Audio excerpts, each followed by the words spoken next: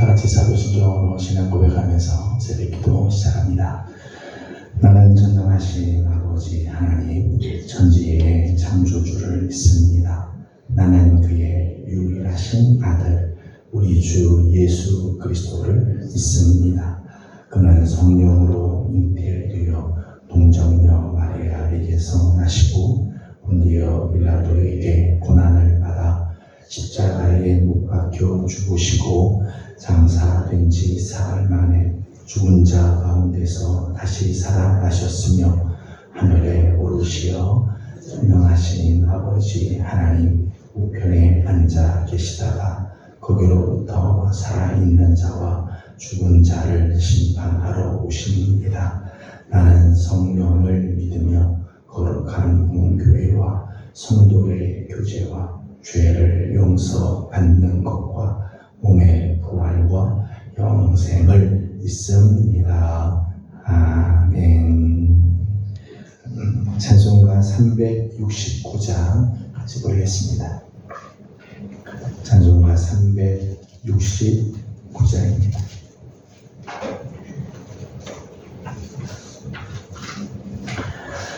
죄짐 맡은 우리 구주 어찌 좋은 친구인지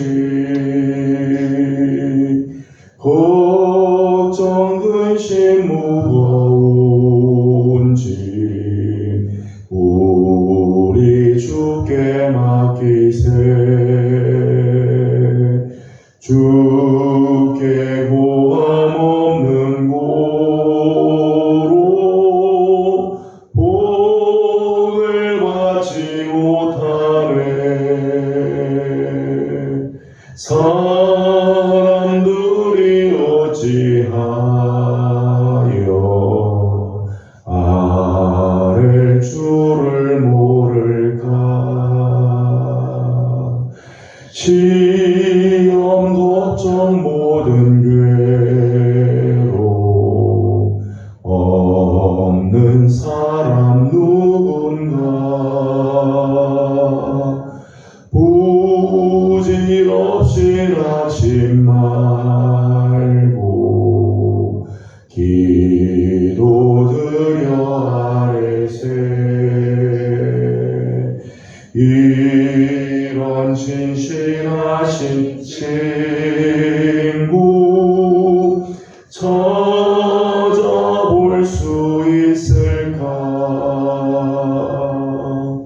우리 약함하시오니 어찌 아니하릴까.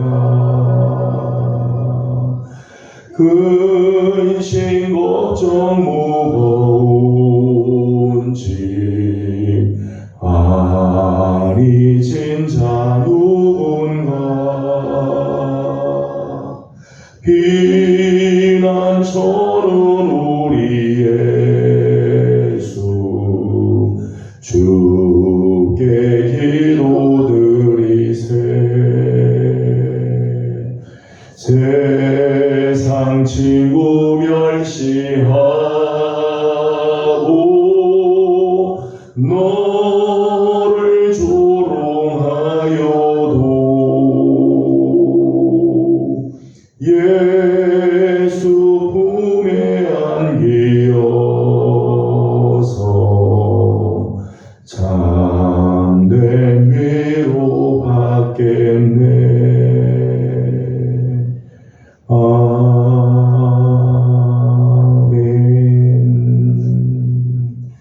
아멘. 오늘 아침 우리 주신 하나님의 말씀은 신명기 24장입니다.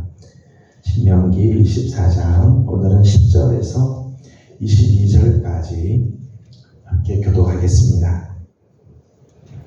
신명기 24장 10절입니다. 내 이웃에게 무엇을 구워줄 때에 너는 그의 집에 들어가서 전당물을 취하지 말고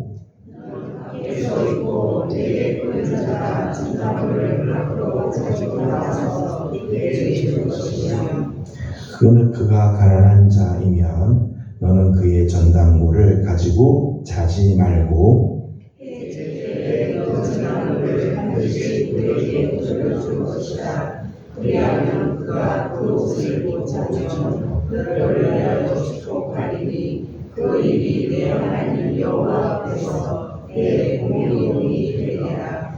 곤궁하고 비난한 군군은 너희 형제든지 내 땅 성문 안에 우거하는 계기든지 그를 학대하지 말며 그 군사를 당일에 주고 대지시까지 이르지 말라. 이는 그가 가난으로 그 군사를 간절히 말하니라. 그가 너를 여호와께 목소하지 않게 하라. 그렇지 않으면 그것이 내게 죄가 될 것이라. 아버지는 그 자식들로 말미암아 죽임을 당하지 않을 것이요 자식들은 그 아버지로 말미암아 죽임을 당하지 않을 것이니 각 사람은 자기 죄로 말미암아 죽임을 당할 것이리라. 너희들이나 고아의 손살을 꼬부라게 하지 말며 과거의 옷을 중단하지 말라. 너는 애굽에서 종되었던 일과 내 하나님 여호와께서 너를 거기서 속량하신 것을 기억하라. 이러므로 내가 네게 이 일을 행하라 명령하노라. 내가 밖에서 옷을 들 때에 그한 옷을 밭에 접어놓으면 다시 가서 가져오지 말고 나그네와 고아와 과부를 위하여 남겨두라. 그리하면 내 하나님 여호와께서 내 손으로 하는 모든 일에 복을 내리시리라. 내가 내 감람나무를 떤 후에 그 가지를 다시 살피지 말고 그 남은 것은 객과 고아와 과부를 위하여 남겨두며 내가 내 로토를 딴 후에 그 남은 것을 다시 따지 말고 객과 고아와 과부를 위하여 남겨두라. 같이 공독합니다. 너는 애굽 땅에서 종되었던 것을 기억하라. 이러므로 내가 네게 이 일을 행하라 명령하노라. 아멘. 오늘 아침도 주님의 또 은혜를 사모하며 기도의 자리에 나온 우리 모든 성도들 주님의 이름으로 축복합니다. 여러분의 기도가 우리 하나님의 마음을 움직이며 또 하나님의 귀한 응답을 받는 귀한 시간 되기를 소망합니다. 우리가 이 땅에서 살고 사회에서 행하는 우리 인간의 모든 행위는 경제와 긴밀한 연관이 있죠. 물건을 사고 파는 일, 또 빌려주고 또 빌리는 일, 노동을 하고 대가를 받는 일, 생존의 문제, 모든 것들이 사실은 다 경제와 깊은 연관이 다 있습니다. 그래서 세상은 경제의 논리에 따라 움직이고 경제의 논리가 아주 이렇게 구체적으로 이렇게 나타나게 되죠. 세상을 보게 되면 손해냐 이익이냐 이걸 하면 얼마의 이윤을 남길 수 있는가, 어떻게 하면 적게 투자하고 어떻게 하면 더 많은 것을 얻을 수 있는가, 이런 데 이제 관심들이 있게 되죠. 이렇게 경제 논리를 가지고 모든 것들을 하게 되면 사실은 상대방에 대한 배려나 상대방의 긍휼이 거기서 빠지게 되죠. 긍휼을 베풀 수가 없어요. 경제의 논리로만 모든 것을 하게 되면 나에게 이익이 되는 선이고 나에게 해가 되면 악이라고 생각하기 때문에 거기는 배려, 긍휼 이런 것들을 생각할 수가 없게 되죠. 이익을 추구하는 데만 전력을 두고 하기 때문입니다. 하나님의 방식은 그렇지 않다는 거예요. 하나님께서는 이 세상이 돌아가고 이 세상을 움직이는데 하나님은 경제의 논리를 가지고 하나님께서 일하지 않으시고 오히려 섬김의 논리 혹은 사랑의 논리로 하나님께서는 이 세상이 돌아가기를 원한다는 거예요. 오늘 우리가 함께 읽은 말씀을 보게 되면 특별히 사회적인 약자들의 모습들이 나오고 있죠. 사회적인 약자들, 고아와 과부와 객, 가난한 사람들, 비난한 사람들, 궁핍한 사람들, 그런 사람들이 많이 있는데 하나님은 이런 사람들과 더불어서 하나님 은혜를 함께 나누기를 원하시죠. 경제의 논리를 가지고만 모든 것을 바라보는 게 아니라 하나님이 주시는 사랑을 함께 나누고 은혜를 함께 나누고 부한 자는 가난한 자를 위해서 섬기는 삶을 통해서 함께 살아가도록 하기를 하나님께서 원하신다는 거예요. 그래서 오늘 말 여러 가지 이제 경우들이 나오는데 10절에서 13절까지 말씀에는 전당물을 취해야 됩니다. 물건을 빌려주고 구워주고 그때 이제 전당물을 받을 때에 이런 모습들이 나오죠. 10절과 11절을 같이 읽어보도록 하겠습니다. 10절과 11절입니다. 내 이웃에게 무엇을 구워줄 때에 너는 그의 집에 들어가서 전당물을 취하지 말고 너는 밖에 서 있고 내게 구는 자가 전당물을 밖으로 가지고 나와서 내게 줄 것이며 아멘. 다른 사람이 몰세 구워줬습니다. 구워주는 대신 전당물을 가지게 되죠. 구워주고 대신 전당물을 내가 받는데 이때 내가 그 집에 들어가서 내가 원하는 것 보고 가치 있는 것, 내가 원하는 것을 전당물로 잡아서 가지고 나오지 말라는 거예요. 나는 밖에 있고 물건을 빌려간 자가 자기 집에서 우리 집에 내가 이게 있는데 이것을 전당물로 내놓겠습니다 라고 하면 그거 그냥 받아서 오라는 거예요. 내가 들어가서 좋은 것, 내가 빌려준 것보다 더 값진 것들 내가 그렇게 함부로 갖고 오는 일들 하면 이게 하나님의 법칙에 하나님의 법도에 어긋나게 된다는 거예요. 전당물 하나가 돈을 구워주고 물건을 빌려주고 그러니까 전당물을 받는 것 그 개수도 돈을 꾸는 자의 입장을 배려해 주는 거죠. 요즘 말로 하게 되면 갑질을 하지 말고 어떻게 하면 빌릴까? 그런 사람의 마음을 존중히 여겨줄 줄 알아야 한다. 이게 진짜 하나님의 법칙이라는 거죠. 12절과 13절 말씀 보게 되면 물건을 빌리고 구워가는 사람이 가난한 자인 경우에는 전당물을 가지고 자지 마라. 전당물을 받은 다음에 이걸 하루 동안 내가 하룻밤 그거 갖고 지내지 말라는 거야. 해가 질 때에 전당물을 반드시 그에게 돌려주도록 해라. 왜냐하면 특별히 옷을 전당물로 잡았을 경우에는 유대인들은 옷이 낮에는 옷으로 이렇게 입고 이렇게 여러분 아시는 것처럼 이렇게 휘휘 둘러서 이렇게 입지 않습니까? 근데 밤에는 그게 이불과 같이 되는 거예요. 추워지게 되는데 그것을 덮고 자야 돼요. 근데 만약 옷을 전당물로 잡았을 경우에 낮에는 괜찮지만 밤이 되면 추위가 날아오는데 그게 밤에 잠을 잘 때 얼마나 고통스럽겠어요? 전당물이 가난한 자에게는 생존의 문제와 직결될 수 있다는 거예요. 그렇기 때문에 전당물, 이렇게 물건을 구워주고 전당물을 취할 때도 하나님의 마음, 하나님의 그 사랑의 마음으로, 섬기는 마음으로 그것을 할 줄 알아야 한다는 것입니다. 14절과 15절에는 비난한 품꾼의 품삯에 대한 말씀이 나옵니다. 14절과 15절을 같이 읽어보겠습니다. 곤궁하고 비난한 품꾼은 너희 형제든지 내 땅 성문 안에 우거하는 객이든지 그를 학대하지 말며 그 품삯을 당일에 주고 해진 후까지 미루지 말라. 이는 그가 가난함으로 그 품삯을 한하지 바람이라. 그가 너를 여호와께 호소하지 않게 하라. 그렇지 않으면 그것이 네게 죄가 될 것이니라. 아멘. 특별히 곤궁하고 비난한 품꾼의 경우, 하루 일해서 하루 품삯을 가지고 살아가야 되는 경우에는 그런 형제, 그런 사람들은 형제든 아니면 그 성 안에 우거하는 객이든 이방인이든 간에 그들을 학대하지 마. 인격적으로 존중히 여기라.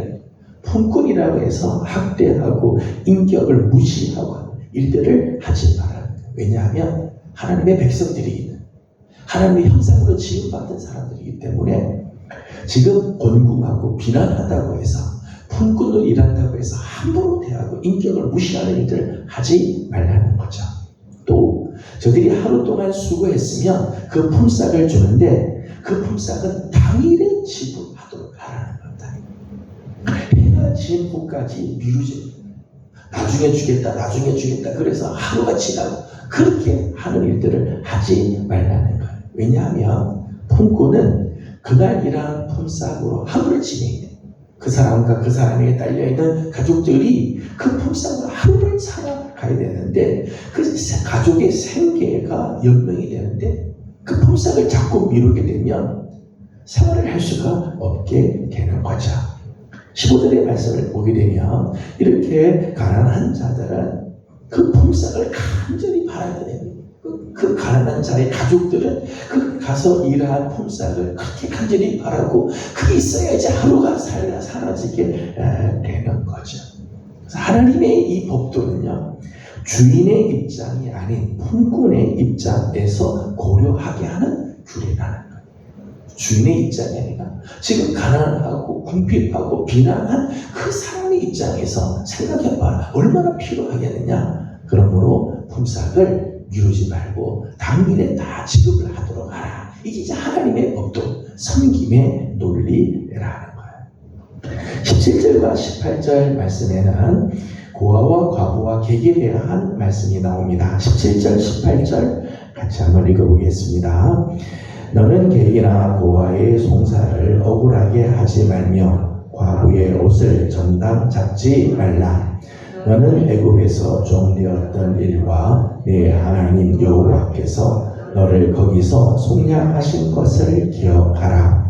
이러므로 내가 네게 이 일을 행하라 명령하노라. 아멘. 17절의 말씀 보면 객이나 고아의 송사를 억울하게 하지 마라. 또 과부의 옷은 전당 잡지 마라. 그렇게 말씀을 하고 있죠. 여기 객이나 고아나 과부는 사회적인 약자의 대표적인 사람들이죠. 보호해줄 수 있는 사람이 아무도 없네. 객이니까 객은 나그네는 그 동네에 아는 사람이 아무도 없죠. 어쩌다가 온 사람이니까. 고아, 과부는 누가 보호해줄 수 있는, 경제적으로 뒷받침하거나 지켜줄 수 있는 사람이 아무도 없어요. 이런 사회적인 약자라고 해서 저들이 어떤 억울한 일을 당해서 송사를 하는데 그 송사를 억울한 판단을 내게 하지 말라는 거예요. 사회적인 약자가 억울한 일을 당했을 때는 오히려 그들이 억울함을 풀어주도록 해야지 저들의 송사를 억울하게 하지 마라. 또 과부의 옷을 전당 잡지 마라. 앞에서 옷에 대한 얘기를 잠깐 했습니다만 그 옷은 생활과 생명과 아주 직접적인 연관이 있는 거죠. 아무도 보호해 줄 수 없는 존재들이기 때문에 저들을 정말 귀하게 대해주라는, 억울한 일에 대해 송사가 바르게 진행이 되게 하고, 약자라고 해서 불이익을 당하거나 부당한 대우를 받지 않도록 하라. 이게 하나님의 법들. 하나님의 백성들은 사회적인 약자들, 어려운 가운데 있는 자들, 보호받을 수 없는 자들을 오히려 긍휼히 여겨주고 바른 송사를 할 수 있도록, 억울한 일을 당하지 않도록 해주라는 말씀이죠. 19절에서 22절까지는 또 고아와 과부와 객을 위해서 오히려 이런 일들을 하라고 말씀을 합니다. 19절 말씀만 읽어보겠습니다. 19절입니다. 내가 밭에서 곡식을 뗄 때에 그 한 뭇을 밭에 잊어버렸거든 다시 가서 가져오지 말고 나그네와 고아와 과부를 위하여 남겨두라. 그리하면 내 하나님 여호와께서 내 손으로 하는 모든 일에 복을 내리시리라. 아멘. 밭에서 이제 추수를 할 때가 됐습니다. 추수가 돼서 곡식을 이렇게 다 베고 하는데 이쪽 끝에서 이쪽 끝까지 추수를 좀 하는데 한 구퉁이의 것을 베지 않고 그냥 지나왔어요. 추수를 하다가 지나왔으면 안 뱄네 하고 다시 돌아가서 그것 다 베고 오지 말라는 거예요. 지나갔으면 거기 한 모퉁이에 곡식을 베지 않은 것 남아있으면 그거 그냥 내버려두라는 거예요. 왜냐하면 고아와 과부와 객이 와서 그거 가지고 먹을 수 있도록 남겨두라는 거예요. 20절 말씀에는 감람나무의 경우에 감람나무를 떠서 감람나무에 이제 열매를 이제 따게 되는 이제 올리브 나무 이제 열매를 따는데 이 나무에서 막 털어서 이제 열매를 땄습니다. 다음 나무 갈 때 돌아보니까 안 딴 게 있더라는 거죠. 근데 안 따겠을 때 그거 다시 돌아가서 마지막 다 따지 말라는 거야. 안 따고 한번 지나갔으면 돌아가지 말고 남겨둬라. 왜? 고아와 과부와 객이 그거 따서 먹을 수 있도록 하라. 21절에는 포도원에 대한 이야기를 했습니다. 포도원에 포도를 거둘 때 포도를 다 따고 난 다음에 뒤를 돌아보니까 안 딴 포도들이 있어요. 그거 가서 마저 다 따지 말아라. 남겨두라. 고아와 과부와 객을 위하여 남겨두라. 하나님의 법도 하나님의 이 마음 참 귀한 것 같아요. 고아와 과부와 객 정말 돌봐줄 수 있는 사람이 아무도 없는 경제적으로 정말 어려운 가운데 있는 자들이죠. 저들의 몫을 하나님께서 남겨두도록 했다는 것. 이런 면에서 보게 되면 내 밭에서 내가 추수하고 내가 심고 거두는 몫이지만 거기는 고아와 과부와 객을 위해서 남겨둬야 할 몫이 있다. 그거 다 가져가면 하나님이 원하시는 뜻이 아니라는 거죠. 약자들을 위한 몫을 남겨둘 것을 말씀하죠. 이런 걸 보게 되면 하나님은 우리가 이 사회에서 살아갈 때 경제의 논리로 살기를 원하지 않으세요. 경제의 논리로 생각한다면 내가 심은 거 다 거둬야 되죠. 내가 더 많이 얻기 위해서, 내가 더 부하게 되기 위해서 싹 쓸어서 다 가지고 가야 되죠. 약자 상관없이 그저 나만 배부르면 되고. 세상의 논리는 그렇죠. 그러나 하나님의 논리는 그렇지 않다는 거예요. 어떻게 하면 가난한 자들, 약한 자들, 사회적인 약자들을 배려해주고 저들 편에서 어떻게 하면 도와줄 건가를 생각하도록 하라는 거예요. 그것이 하나님의 법도이죠. 오늘 말씀 보면 이스라엘 백성들에게 이렇게 섬김의 논리로 살아야 할 이유, 사랑과 은혜를 함께 베풀어주고 함께 나누어야 할 이유를 몇 가지를 이야기를 해주고 있습니다. 18절 말씀을 다시 한번 읽어보도록 하겠습니다. 18절을 다시 한번 읽습니다. 너는 애굽에서 종되었던 일과 내 하나님 여호와께서 너를 거기서 속량하신 것을 기억하라. 이러므로 내가 네게 이 일을 행하라 명령하노라. 아멘. 18절 22절 말씀을 보게 되면 하나님께서 이런 명령을 하신 이유가 있다는 거예요. 그게 뭔가 하면 너희가 옛날 애굽 땅에서 종되었던 때를 기억해라. 하나님이 그때 너희들을 긍휼히 여겨주고 구원해 주지 않았느냐. 이미 하나님으로부터 그 긍휼과 자비와 사랑을 다 받은 자들 아니냐 하는. 이미 우리가 하나님으로부터 사랑을 받고 하나님의 긍휼하심을 입었고 하나님의 자비를 경험했다면 오늘 우리가 삶이 좀 넉넉하다고 해서 약자들을 무시하고 학대하고 저들에게 아주 박하게 하는 일을 해서는 안 된다. 하나님의 사랑을 우리가 그만큼 이미 받았는, 이제는 약한 자들에게 사랑을 나누어줘야 한다는, 이게 하나님의 논리라는 거죠. 또 오늘 말씀에는 여러 곳에서 이런 표현들이 나옵니다. 13절 말씀을 읽어보도록 하겠습니다. 13절입니다. 해질 때에 그 전당물을 반드시 그에게 돌려줄 것이라. 그리하면 그가 그 옷을 입고 자며 너를 위하여 축복하리니 그 일이 내 하나님 여호와 앞에서 내 공의로움이 되리라. 아멘. 사회적인 약자이지만은 긍휼을 베풀고 저들을 배려해주는 마음 할 때 그들이 너를 위하여 축복하지 않겠느냐. 근데 그 축복, 이 약한 사회적인 약자들이 빌어주는 그 축복을 하나님이 들으신다는 거예요. 이것이 내 하나님 앞에서 공의로움이 될 것이다 말씀하죠. 또 반대의 경우가 있어요. 15절 말씀을 보게 되면 그 품삯을 당일에 주고 해질 때까지 미루지 마라. 이는 그가 가난함으로 그 품삯을 간절히 바람이라. 그가 너를 여호와께 호소하지 않게 하라. 그렇지 않으면 그것이 내게 죄가 될 것이다. 사회적인 약자, 가난한 자, 정말 비난한 자들에게 내가 긍휼을 베풀지 않고 사랑을 베풀지 않고 아주 박하게 하면 그 사람들이 하나님께 호소한다는 거죠. 호소. 하나님, 내가 너무너무 힘듭니다. 내가 이렇게 억울한 일을 당합니다. 하나님께 호소하게 되면 그것이 너한테는 죄가 될 것이다. 이제 이 말씀을 보게 되면 사회적인 약자들이 하나님 앞에 축복을 빌어주고 혹은 탄식을 하는 것을 하나님께서 다 들으신다. 그렇기 때문에 약한 자들, 연약한 자들, 사회적으로 부족한 자들을 배려해 줄 줄 알아야 된다. 오늘 내가 베푸는 조금의 긍휼이지만 그 긍휼을 저들이 받으면서 우리를 축복해 주면 정말 나한테는 정말 큰 은혜로 다가오게 될 것입니다. 그러나 저들에게 억울하게 하고 박하게 함으로 저들이 하나님께 호소하게 되면 그 호소가 나에게는 오히려 죄가 되어서 하나님의 은혜가 사라지게 되어 진다는 거죠. 그래서 우리 성도들은 섬김의 논리로, 경제의 논리로 갑니다. 섬김의 논리로 살아가야 한다는 거예요. 마지막 한 가지 더는 하나님께서 이 세상에 있는 연약한 자들을 긍휼히 여기시고 저들도 하나님의 다 사랑을 하나님께서 베풀어 주기를 원하죠. 그런데 약자들에 대한 하나님의 긍휼이 오늘 나의 섬김을 통해서 나타나기를 원하세요.